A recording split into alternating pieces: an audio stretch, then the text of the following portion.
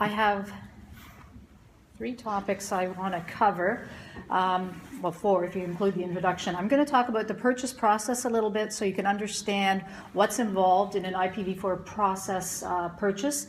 I'm going to talk about the last year in review and what's happened in the RIPE region. And lastly, I'm going to make some predictions for 2015 and what I think is going to happen next year, or this year, I guess, already. So first of all, by way of introduction, the first transaction that happened was way back in 2011 when Microsoft bought what was 9/16s from Nortel. And I was the director of engineering at Nortel at the time and orchestrated that first transaction. Since that time, we've seen a lot of transfers, surprisingly, and it's grown over time. And what we've seen is supplies, as Tom mentioned in the last presentation, we've seen supplies decline such that in the RIPE and APNIC regions, there are really not too many free supplies left anymore, and Aaron is on the bridge of run out. And what we've seen in the last year then is that the RIPE NCC region has had a robust trading market with almost 10 million IPs transferred between entities.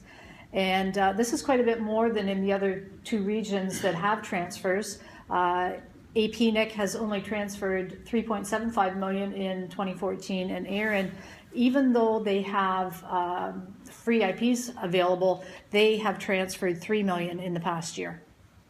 So the purchase process, it looks a little complex, but it's actually not too bad. So you have an engineering exercise at the front where you define what needs to be purchased, and then what we do is we match the buyer and the seller in terms of block size, price, legal issues, and so on. And then there are some legal documents that happen. We have an NDA so that the parties are comfortable in talking with one another. We have some examination of the IP so that technical issues are under control. IPs are not blacklisted, that kind of thing. The contract between the parties is called an asset purchase agreement.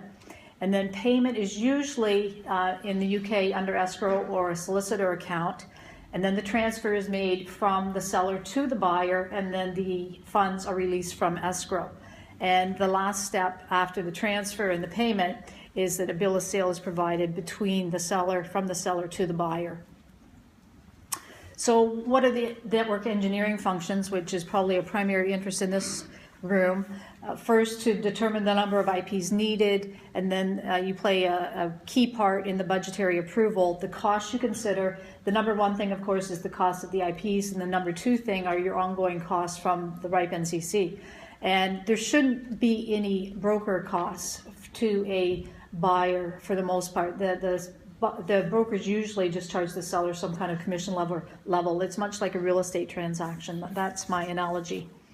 The policy considerations to think about are that there's no pre-approval process in RIPE region for transfers within the RIPE region, and it's the only region that has no pre-approval process. There are no inter-RIR transfers yet, but those of you who have followed my proposal to the RIPE NCC know that we're on the third iteration of the policy, and I expect it to be implemented by April of this year so that we'll be able to transfer between APNIC and Aaron to or from RIPE. And the last thing that's kind of important is that if you have IP space and you've just received it, you can't retransfer it within 24 months. The last point for engineers is to investigate the IPs, as I said, for blacklisting, recent spam use, and one of the sources that most companies use is senderbase.org. We have seen some issues with geolocators, that they take some time to be updated, so that's a factor to consider. Maybe two to 3 months I've seen on the outside to get those things updated. And then, of course, you want to check the RIPE registry against the seller organization documents to make sure that there's no hijacking of IPs going on. So negotiation points, I'm just going to gloss over this in the interest of time, but there's four main things you want to look at. You want to look at the price, the payment method, and as I said, escrow and solicitor accounts are big in the UK. You want to look at the legal venue for agreements, and in the UK it's usually England and Wales. And last is warranties. So usually we see as-is condition for IPs when a sale is done. I do have a slide in the package, and you can see this online. I won't go through this in detail, but a lot of people ask me, you know, what does escrow mean? How does it work? So this shows the 4 parties to an escrow agreement and the 4 main steps to the escrow. So on to topic number 3, the year in review. So the transfers in the RIPE region, as you can see, they've increased over time, and I would expect this to continue. And you can see that the total, basically by month 12, December, it got up to almost the 10 million mark. So should I take a pause here? Any questions on the number of IPs? Keep going. Okay. Now the UK in specifically, you can see that there were a couple of blips in August and in November. One of those blips was mostly a company transferring within a subsidiary. That was the November blip. And the other was a large company purchase. The source of IPs, I think, is always very interesting. You can see the bottom number, that the UK to the UK is by far the largest category. So UK companies like to buy from other UK companies. But you can also see that Western Europe is pretty predominant, with Germany and the Netherlands as pretty good sources. And other than that, you know, there are lots of maybe single transfers from other countries. Okay, last, I get asked about price a lot, and I'm pretty open about prices. What we see is 2 things. As the block size gets smaller, because the fixed costs per transaction are pretty much constant, you're allocating that fixed cost over a smaller number of IPs. Therefore, the cost per IP goes up a little bit. So for a /16, we saw anywhere between $8.20 and $11.25 per IP. And then that increases as you go up to a /20 with 4,000 IPs, 4,096 IPs, so that the cost per IP is higher. And I'm going to conclude with a market outlook. It's interesting, we're only a couple of weeks into 2015, and we've suddenly seen a spike in prices in the first 2 weeks of the year. And I think there's a couple of things going on here. Supply is much less than demand all of a sudden in RIPE region in the new year. I think also somebody mentioned to me during the break that perhaps it's because air and runout is imminent. The other thing that I'm kind of wary of is what will happen when Aaron runs out, which the previous speaker, Tom, mentioned could happen within a couple months. If you do a straight line trajectory on past transfers, it could be as late as July. So there are a bunch of things that are playing with what could happen on prices. And the other thing, of course, is the inter-RIR transfer policy, which could bring prices down in the region.